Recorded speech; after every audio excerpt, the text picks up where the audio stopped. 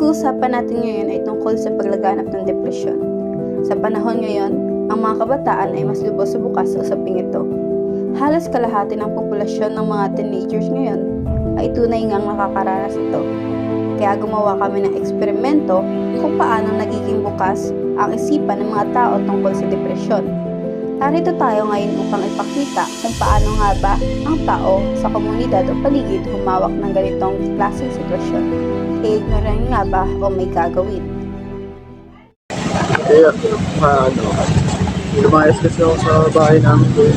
Kaya, nainis ako sa mga pamilya ko. Puro problema na lang. Parang napapaisip ako mag-suicide na lang. Tanongin mo na kita, ba't naisipan mo lumayas sa bahay? Puro problema na lang. Napapressure ako lahat. Kinukumpara nila ako sa mga ibang pamilya, sa mga pinsan ko. Parang hindi nila ako pamilya. Ang alam mo ang gay ko lang yan, parang mag-window ka na lang. Pakita mo na parang kaya mo lang. Pero, huwag mo kakalimutan na kailangan mo pamilya. Kaso, parang kapag pamilya mo sila pero hindi mo napitit kasi kapag hindi ka nila naiintindihan, sasabihan mo sila ng problema mo, wala lang sa kanila, makakalimutan nila. Pamilya mo pa ba? Alam mo, pamilya mo pa rin kasi sila pa rin magkamahal sa'yo. Hindi ka magiging malaki, like parang yan, sa mo yan. Like, ang layo ng narating mo, ibig sabihin, minahal ka nila simula ng pagkabata.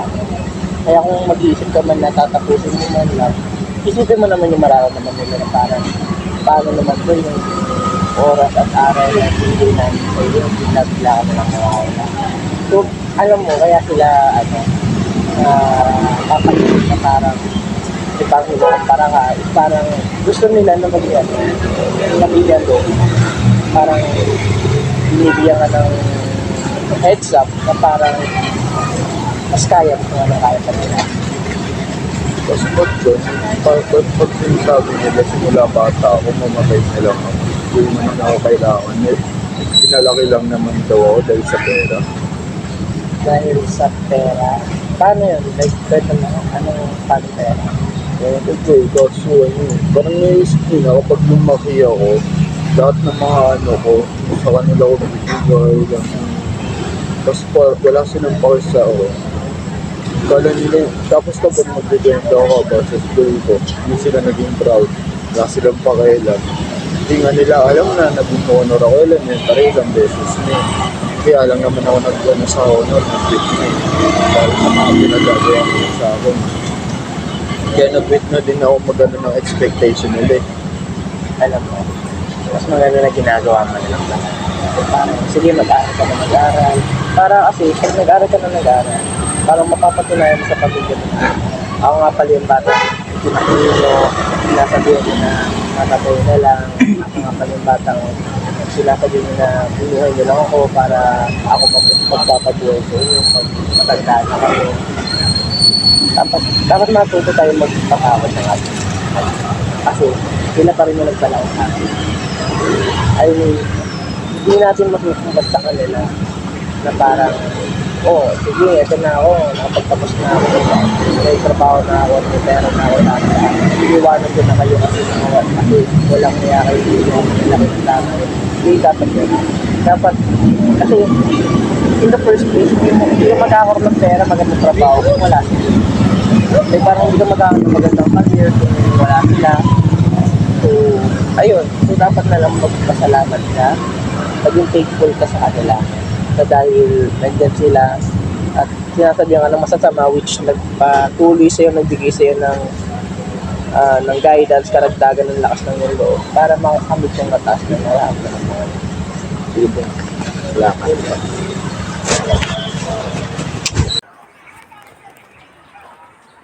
Hello po ate, meron po akong pantawad. Para saan po? Ano po kasi lumayas po kasi ako. Bakit ka naglayas? Ano po yung nade-depress na po kasi ako. Na ano? Nade-depress. Bakit? Ano ba nangyayari sa'yo? Ano po lagi po akong inaano sa may bahay. Anong ginagawa sa'yo? Sinasaktan po ako ng magulang ko. Bakit ka sinasaktan? Hindi ko po alam. Okay ka naman. Opo, okay naman po. Alam mo, dapat pinag-uusapan mo yan or ino-open mo sa magulang mo na hindi okay sa'yo na like nasasaktan. Hindi ko po ano eh. Hindi po ano, sinasaktan lang po ako dati. Walang dahilan. Opo. Pero ngayon, okay ka naman. Opo. Saan Okay ka naman. ngayon nakatira? Sa may kaibigan ko po. Alam ng magulang mo na naglayas ka na? Hinanap ka na ba? Hindi po ako hinahanap eh.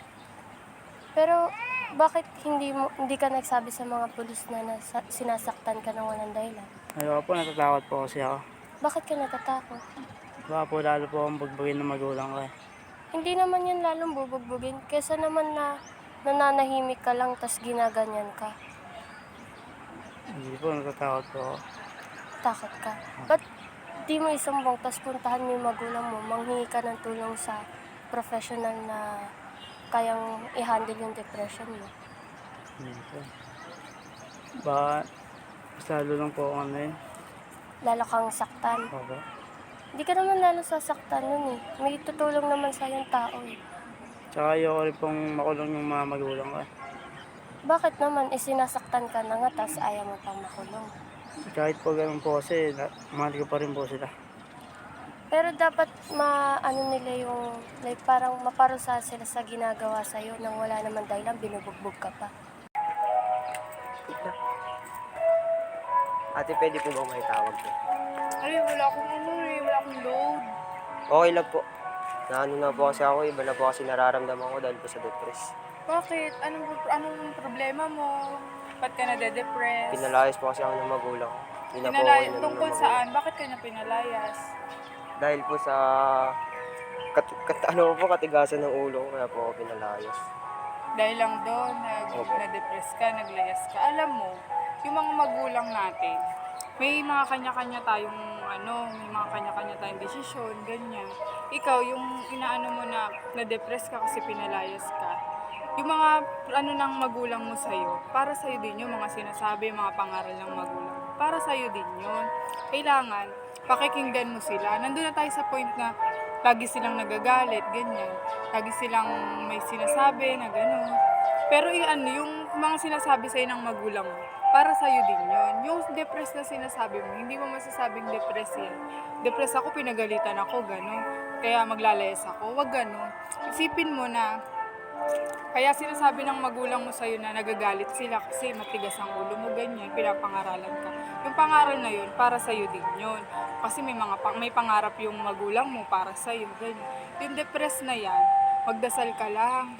Hindi mo pwedeng dadaanin mo, depressed ako, kailangan anin nyo ko, intindihin nyo ko. Hindi, magdasal ka para gumaan yung pakiramdam mo. Huwag mo dadaanin sa depressed ako, kailangan mapansin nyo ko, pansinin nyo ko. Nandun na tayo, ganun. Magdasal ka, tulungan mo yung sarili mo na huwag ka darating sa punto na sobrang madedepress ka. Maraming taong nadedepress, kahit ako, nadepress na ako, ganyan, na ako. Pero di na ako sa dasal. Kailangan dadaanin mo sa dasal, ganyan. Para hindi ka nakahantong sa makakasakit ka ng ibang tao. Kasi sa sobrang pag-iisip mo, masasaktan mo yung magulang mo, physical, mental, ganyan. Kaya ang gagawin mo, magdasal ka.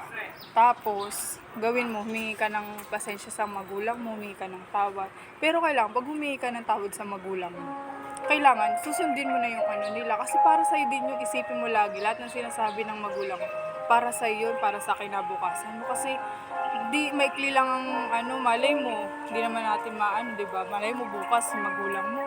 Wala na, ganyan. Huwag naman sana, di ba? Kailangan matutupad mo na nila yung mga pangarap mo para sa... Hello po. May free time, Sa atin, may free time po ba kayo? May ano po ba kayo? May pantawag po ba kayo? so meron po. Sige po. Thank you po.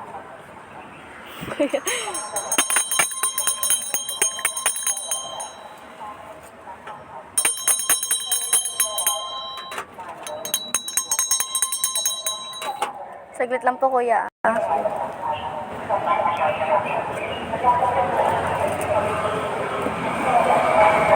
Ayaw po sumagot. Thank you na lang po. Kuya, mayroon po ba kayong ma-advise po sa akin? Kasi po, ano po, Ano ba yung ginawa mo? kasi po sa bahay po, sobrang drain na drain po kasi ako. Like, every time na uuwi po ako sa bahay, pagsasalitaan po agad nila ako ng masama. Especially sa parents ko po. And pagdating naman po sa school, sobrang drain na rin po ako. Sobrang dami nagagawa. So, ayun po. Naglayas po ako sa bahay kasi po, sobrang dami na po talagang problema doon. So, pwede po bang magbigay po kayo ng advice sa akin kasi po, di ko na po talaga kaya. Yung gawin mo dyan,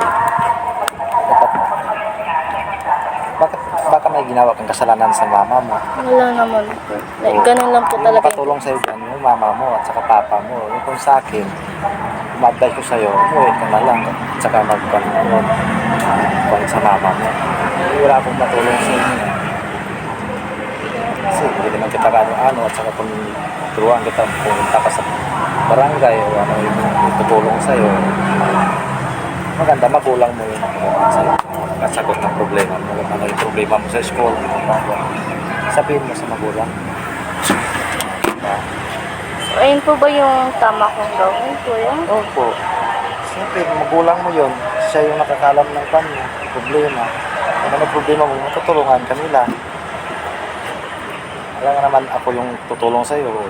Halimbawa, sabihan kita na ano mo yung mga problema mo sa school. Lumapit ka naman sa teacher kung gusto mo sabihin mo ano problema mo doon. Yan lang yung ma-advise ko. Thank you po, kuya. So, salamat.